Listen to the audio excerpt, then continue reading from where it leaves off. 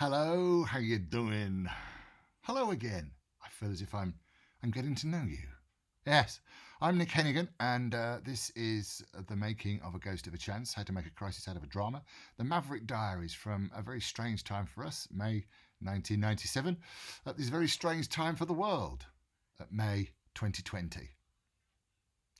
Thanks again for your support and for getting in touch. And it's lovely to hear from people who are mentioned in this little journal.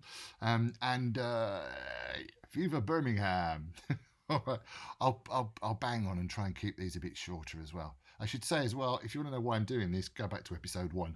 All right, busted. But now we go to Tuesday, the 8th of July, 1997. Oh, the joy of computing. Our mailing list has become our lifeblood. When I first started Maverick Theatre, the list consisted of 3 people. That's me mum, me brother and myself. Now it's around 3,000 names, and I personally love every single one of them. There can be very, very few businesses of whatever size where the owner or manager personally gets a bit upset if letters are returned marked gone away or return to sender. I have personally cared for this list over the years. It is my child, and I relish watching it grow and strengthen. I've even considered giving it a pet name, but that would be too silly, wouldn't it, Arthur, eh? Yes, it would. Unfortunately, this mailing list also lives in a very antiquated, steam-powered Amstrad PCW. The Amstrad has been great and worth every penny. I bought it in about 1985, and it's given faithful service ever since, although the printer gave up the ghost a long time ago.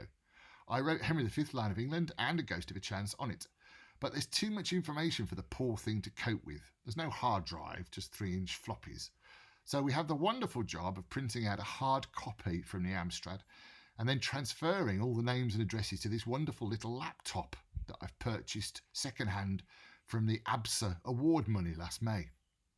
Slater has developed Typist's Elbow, and as we only have this one proper computer, a Pentium 486 for those who are in the know, hardly state of the art, but pretty hot for us, then getting time on this one computer at the moment is a bit like mining for diamonds with a plastic fork. So far, we've about 500 names transferred. I'm sure there must be some system whereby we can get the information put onto disk, but the Amstrad uses 3-inch discs and I don't think any other machine seems to. And also there's no time. Already we're very late for the mail out for our next production, Up and Under. It starts 2 weeks yesterday.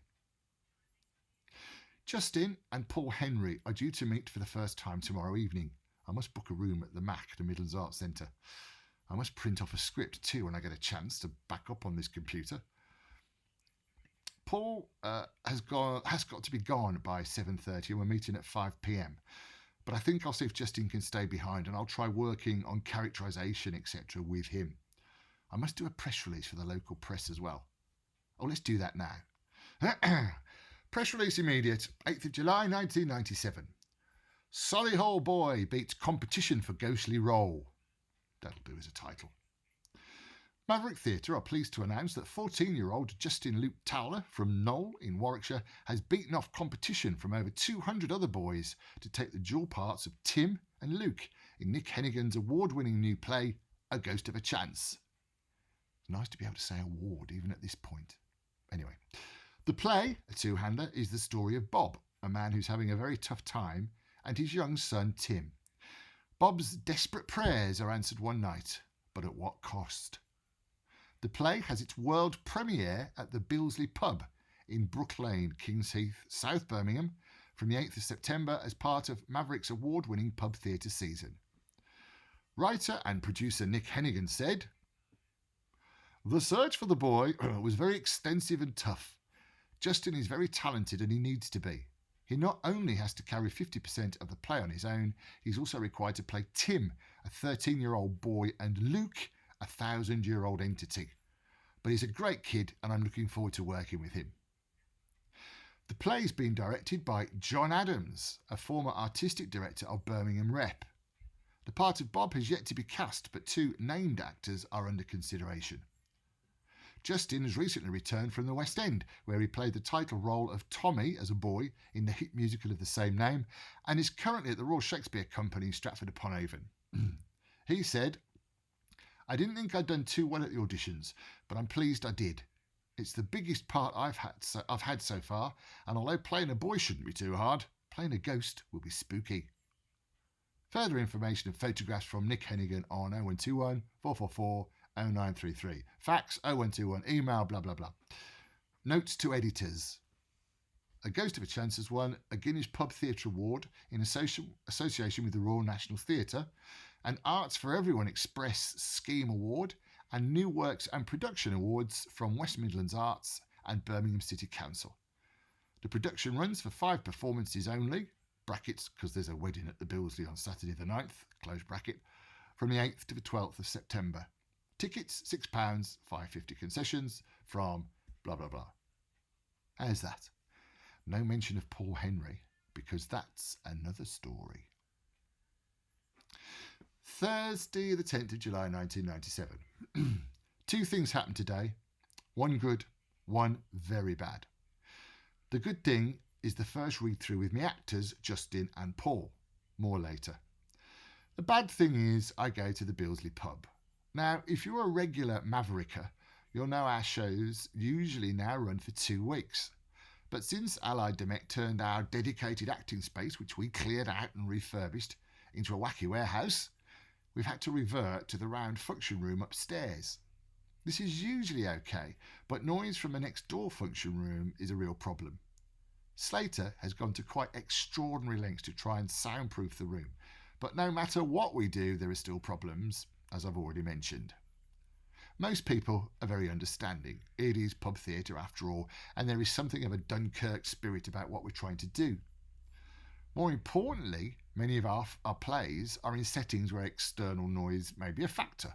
Frankie and Johnny, for instance, is set in a noisy New York apartment. There may well be a disco across the beach in Shirley Valentine's Greek idyll. But A Ghost of a Chance is set at 4 a.m. in a Birmingham kitchen, where noise, or lack of it, plays a part of the action. To try and give the show a chance, or even a ghost of a chance, hey, and to cause minimum disruption to the pub, we've cut the run from our usual 2 weeks to just 5 nights, in spite of the huge potential loss of box office. We've moved to the bigger function room, and the Billesley have even cancelled the over-30s disco night on Wednesday. A big deal for the pub, I can tell you. We have planned a gala night for the Tuesday, and Guinness are bringing people up from London and from over in Europe. Local civic and business dignitaries are being invited, along with the funding bodies from the National Theatre, the Arts Council, and of course the press, and the whole affair should be a party with a play, a celebration for the funding bodies and locals alike. I've even got someone offering to chauffeur people in a limousine. I went through it with the pub in great detail. Guinness were very keen to get the dates to allow them to match Diaries. It's been planned for months. So tonight I go to the Billesley pub, and I found out that the pub has booked a darts tournament for 70 local builders in the round room on that very Tuesday. The room that should have hosted our civic reception. But oh yes, and because the bar in the round room isn't working, they'll have to use the bar in the big room when the play is on. The management say they might build a chipboard petition, but I know from our sounding efforts it will make no difference whatsoever. I'm quietly furious, but there's never any point in losing it. To quote William Shakespeare, the gentlest gamester is the soonest winner. But to be honest, I'm just so fed up. It's yet another frigging problem when we just shouldn't have to deal with it. When does this all get any easier, eh? I go to bed in a very black mood indeed.